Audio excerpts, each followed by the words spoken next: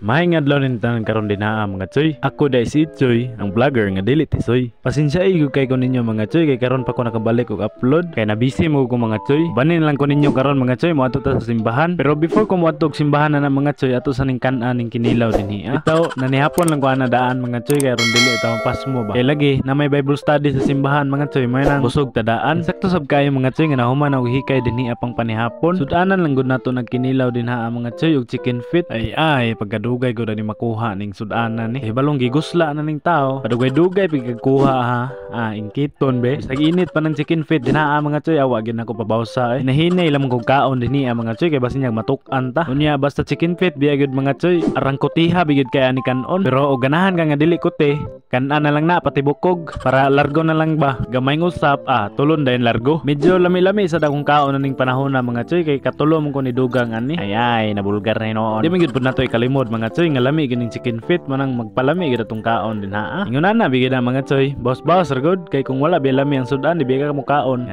Murag ako ra bisag karelit bunan sila. Gamay-gamay ra nga chicken feet ang akong nakaon din ha mga choy pero arang daghanas lutuan na. Upat lang ka chicken feet mga choy akong gipakita. Walay labot ang gitaguan. Kumbati sab na akong kauban din ha mga choy nga si Gail, si Jared ug si Raggy. Unya kay human na matagkaon mga choy dili gid nato kalimtan nga minom ta og tubig pag human og kaon. Alangan arang lain na pud kay dili ta moinom og tubig mga choy. Minimum lang gud nato na mga choy tagduha ka baso kada human og kaon. Pag human na to og kaon dinhaa mga choy wala na ko naglangan dinhaa. Nag-ilis na pud ko kay ron moadto na mi sa simbahan. Kay basin nyag malit ko mga choy na may pag din lang moadto og malit di ay. Unya isa pa mga choy mas nindot bigid tong masayuhan kay ron sayo pud makauli. Labi na kay gabi na biyaning dako. Grabe na bigid kay ang mga panghitabo karon mga choy basta gani gabi na. Nakaplastar na pud dinha ang panahon na mga choy pag human na kuhaon na to ang yabi gipandar na sa kumanghod ang motor dinha. Unya kay niandar naman ang motor mga choy sa payatong langayan. Let's go na kay gabi na.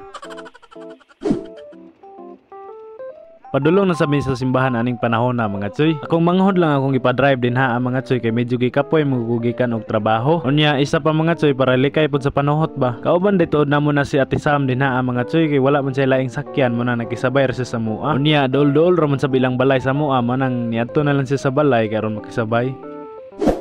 Wala madugay mga choy nakaabot mi dinhi sa simbahan. Insakto gyud akong pangagpas mga choy nga nagsugod na gid sila. Manang hinahinay na lang ko og baktas dinhi sa likod mga choy kay basin pag matugaw. Nakaabot na boday niya atong mga kauban dinhi mga choy si Brother Lee, si Brother Mark ug si Ma'am Delara ug iyang bana. Unya ready po na pirmi ang among pastora dinha mga choy kay duol ra may lang balay. Pag humana mo dinha mga choy ni plastaran pod mi dinhi sa loyo kay nagsugod naman gyud di naman gyud nato mapugnan. Speaking of sugod mga choy nagsugod na si Pastor Janjan dinha og tudlo mga choy. Mao mo gud ni nanda na mo gud dinhi mga choy nga kada Miyerkules sa gabi nagid nay Bible study. Unya dili gid po na mawala ang snack mga choy pag human sa Bible study. Gilargo na lang nako dinhi sa kaon mga choy kay wa man ko naka-video kay naminaw man gud ko mga choy. Mao nang kay snack naman mga choy atos nang hinog-hinokon din haag kuha kay basin yag makabantay sila.